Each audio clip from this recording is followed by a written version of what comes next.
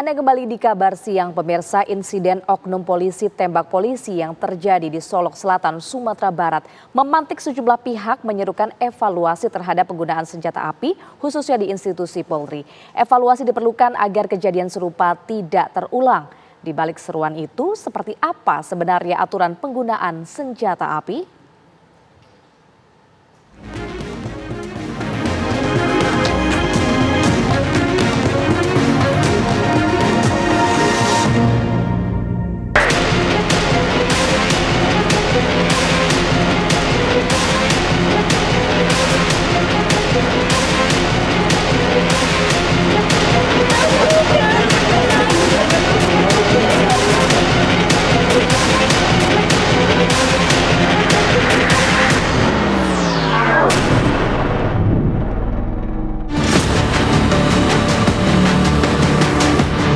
Seorang oknum polisi menembak mati rekannya yang juga anggota polisi.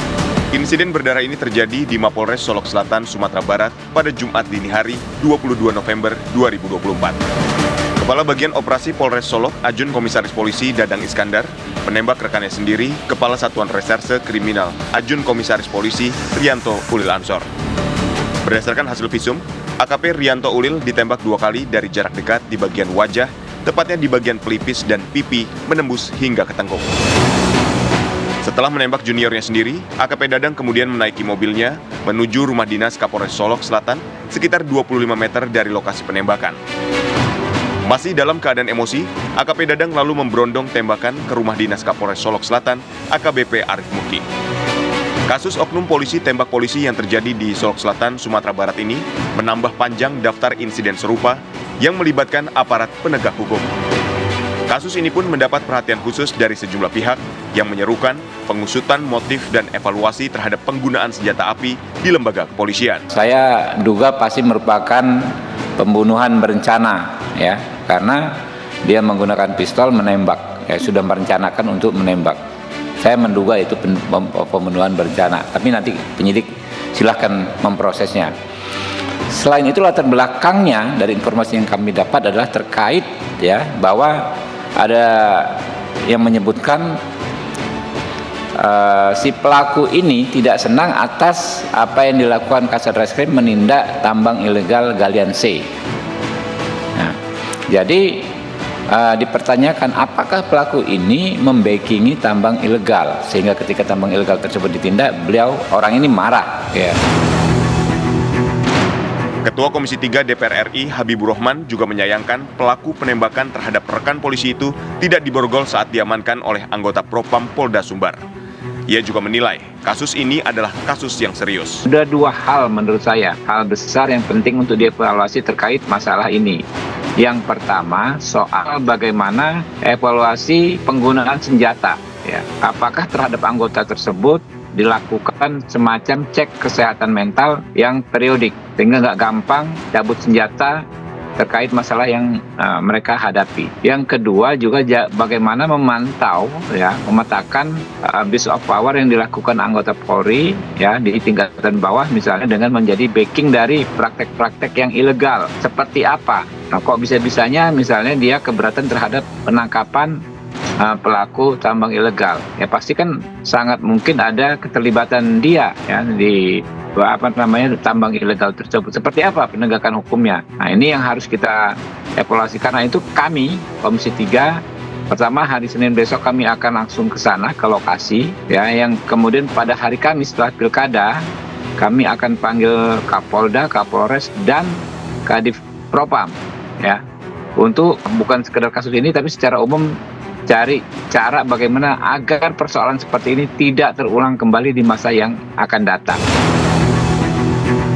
Pernyataan Ketua Komisi 3 DPR RI ini mendapat tanggapan dari Penasihat Ahli Kapolri Arianto Stadi. Penggunaan senjata ini, ya, theoretically itu sudah ada cek psikologi dan sebagainya, selektif dan sebagainya. Tapi ini pelaku ini, ya, perlu diketahui beliau adalah mantan Brimob dan sudah tinggal setahun lagi pensiun. Jadi mengenai penggunaan senjata api pasti tidak dilakukan. Tetapi di sini kalau saya melihat, ya, kelihatannya dia itu sangat emosional ini, ya. Sangat emosional dan gegabah tugasnya, kelakuannya itu. Itu mungkin juga ya karena temannya itu Galian C kemudian ditangkap dan kemudian minta tolong tapi kemudian tidak kabulkan, mungkin juga dia kalap yaitu marah gitu sehingga dia di luar kendali sehingga dia langsung melakukan tindakan itu.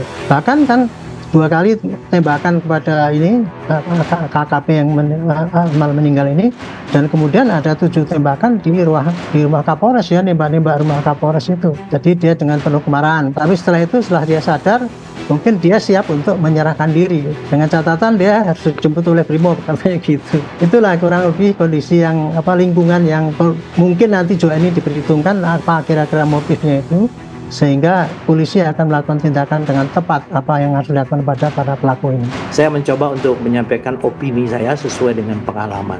Kalau orang menembak itu pasti orang itu sudah terbiasa dan pasti dalam keadaan yang sangat-sangat emosional. Nah, kalau kita lihat kejadiannya ini kan ada 2 struktur atau strata daripada struktur Polres yang berbeda. Yang satu adalah kepala bagian operasi yang mau pensiun.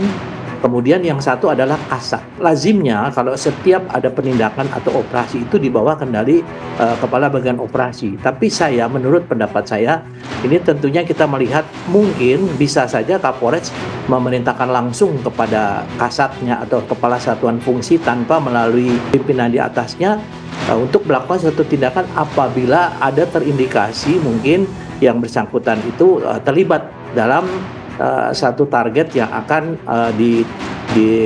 diungkap ya oleh Polres. Jadi di sini bisa saja ada yang terganggu. Kemudian juga kita lihat sekarang mungkin yang bersangkutan akan pensiun ya. Pasti paling tidak meskipun itu mendapatkan sesuatu dari hal yang melanggar hukum, tapi dia yang bersangkutan tentunya mungkin ya nanti pada saat pensiun dia akan kehilangan daripada sesuatu yang bisa memenuhi kebutuhan dia pada saat pensiun. Nah, di sisi lain tentunya dari almarhum ini kan juga mereka masih memiliki idealisme yang tinggi ya. Apalagi ini sudah perintah Pak Kapolri ya, tentu dia akan melakukan. Nah, di saat ini bisa saja terjadi komunikasi yang mungkin komunikasi antara yang tua dan yang muda ini ada komunikasi yang menimbulkan luapan emosional sehingga si pelaku tersebut bisa langsung melakukan penembakan ya, apalagi kalau di kepala itu sudah bukan penembakan yang tidak disengaja ya. Mungkin kalau di badan masih tidak untuk membunuh ya, tapi kalau di kepala sudah pasti itu maksudnya adalah untuk membunuh yang bersangkutan. Sehingga ini perlu didalami ya motif yang bersangkutan. Tapi hal ini tentunya menjadi sesuatu yang harus dilihat dari aspek psikologis. Kemudian juga harus didalami daripada si pemilik tambangnya itu ya. Karena kan pemilik tambang ini juga apakah betul dia selama ini memiliki kedekatan dengan si pelaku ya. Kemudian dengan siapa saja yang mungkin bisa dikaitkan. Kalau kita lihat setelah menembak kan pelaku itu menembak kalau nggak salah rumah Kapolres. Mungkin dia kesal ya kenapa tidak memerintahkan dia langsung kepada Kasat Serse. Nah, kemudian dia juga telah menelpon, saya dengar seorang perwira menengah di Polda mengatakan dia akan menyerah ya. Nah, ini tentunya sesuatu yang dilakukan itu pada saat setelah menembak pasti akan ada timbul penyesalan. Tapi apa yang disampaikan Pak Kapolri bahwa ini harus diusut tuntas, apalagi diawasi oleh Kompolnas, saya yakin kasus ini nanti akan bisa disampaikan ke masyarakat, tidak ada lagi sesuatu yang disembunyikan.